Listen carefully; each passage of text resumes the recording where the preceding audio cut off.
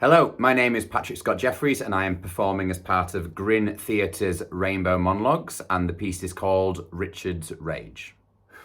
That night in the hotel room in Leeds when I punched Finley in the face, I honestly don't know what happened. I'm not usually like that when I drink. Yeah, I can get possessive. I've always been like that, but I never thought I'd be like that with Finn. And knowing what I've done to him doesn't make it right, does it? I don't know where all this possessiveness comes from, to be honest. Finn thinks it's from my childhood, or lack of. You see, my parents were very strict and didn't want me having any real friends. They just wanted me to study, keep to myself, locked away with books. Hundreds of fucking old, nobody reads books. Then they chased me off to university, then on to medical school. Just not really connecting with real people. Not making any friends. Go hide yourself away in a dark, empty room, Richard. It'll do the world of harm. Become lost like we are. You see, the truth is my parents were, and still are, emotional cripples. Cold, unhappy, lonely people, and they wanted to make me just like them.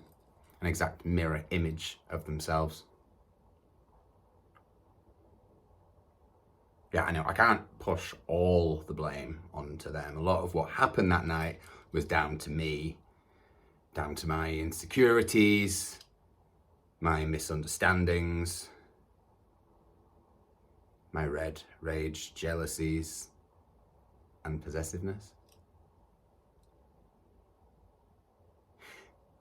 I was just so grateful that Finley forgave me after that night. I don't know why he did. I don't think I deserved it. Maybe he felt sorry for me. Or maybe he saw part of himself in me. Whatever it was, we didn't talk about it again after that, and I think that was the biggest mistake. I can't remember a time when I was truly happy. That's so sad, isn't it? You see, the thing is, like I've said, there's just never been that connection with other people, especially other gay men.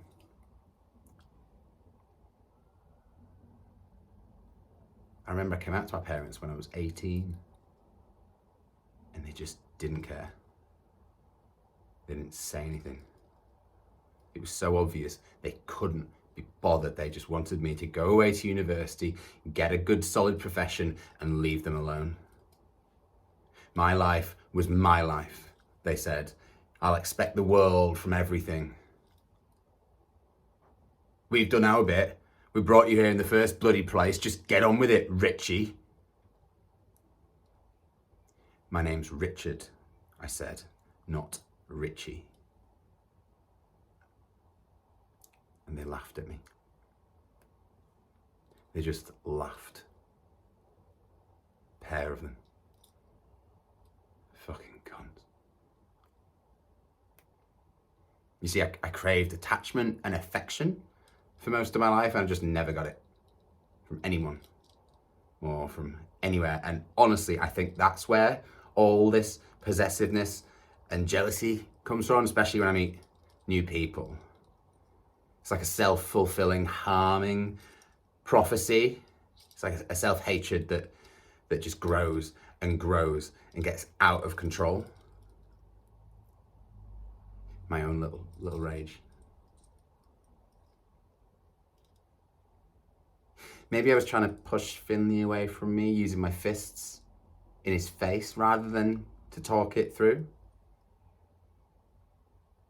I remember there was lots of blood. I thought I'd broken his nose. I hadn't, by the way. He just sat there. And I know he was crying, and I kept saying sorry over and over again. I think he was listening, but he couldn't open his mouth, and he wouldn't really make eye contact. My bad. Completely my bad. I rushed into the bathroom and threw up. This was all my fault. It had to be my fault. Finn was the only person I had really connected. Why did I want to hurt like that? Why? When I first met Finley, I honestly thought it was just going to be another casual fuck. Never had much faith in all the social media crap, and most of the fellas you meet on Grindr are fantasists and liars, and they're after just one thing. He then felt different somehow. Not the type I'd normally go for, but we chatted on the phone for an hour or two, and then we met. We got on straight away. We are physically and emotionally attracted to each other, and that's what makes what I did to him in that hotel room so hard to understand, so hard to rationalize. I couldn't let this rage take control of my life or my feelings for other men, other people.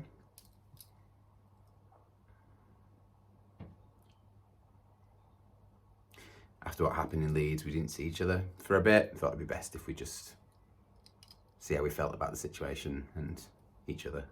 And Finn agreed. I know that I wanted so much to be back with him. He'd been constantly on my mind, like not all the time, but like most of the time. Reached out to him a few weeks ago and we talked, and I said it'd be good if we could meet maybe. So yesterday I met him in town and we went for a drink or two in one of the bars. Everything was going really well until he told me that he wanted to move on. We were over. He said he'd met someone else. Just like that.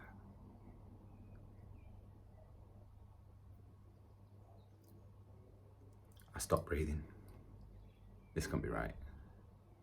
This wasn't part of our story. I couldn't believe what I was hearing, honestly. I really couldn't. I thought this is where we were going to get back together and forget what I did to him that night in Leeds. You know, like a start of a reboot, a second chance, that sort of thing.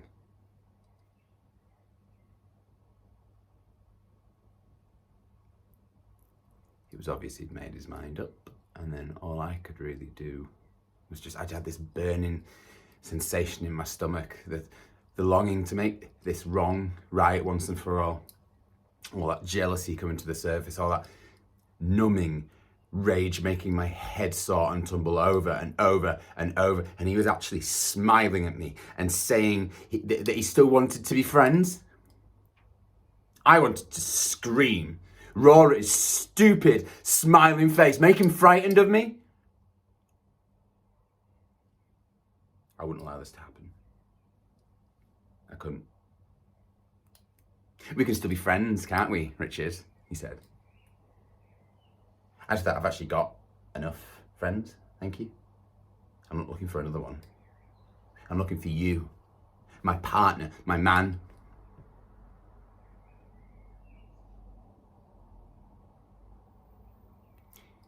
I played my part and just smiled. Everything just came into sharp focus. I knew how this was going to play out. I said all the things he wanted to hear, all the things that would calm his obvious guilt. Have no doubt, I knew he felt a little guilty. I could see it in his eyes. Why the fuck didn't he tell me on the phone when we talked a few weeks back? Face to face was his logic, his twisted logic.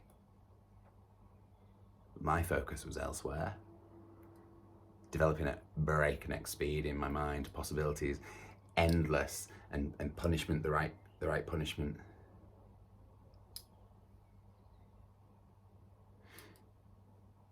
After we left the bar, I said I would give him a lift back to his flat.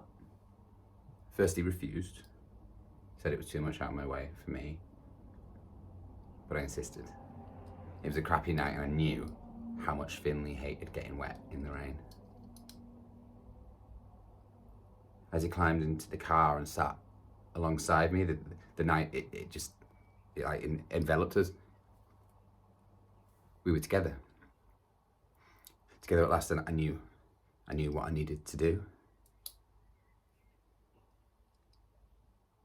And I also knew that Finley would be better off in the place where I was going to send him. Away. So very far away.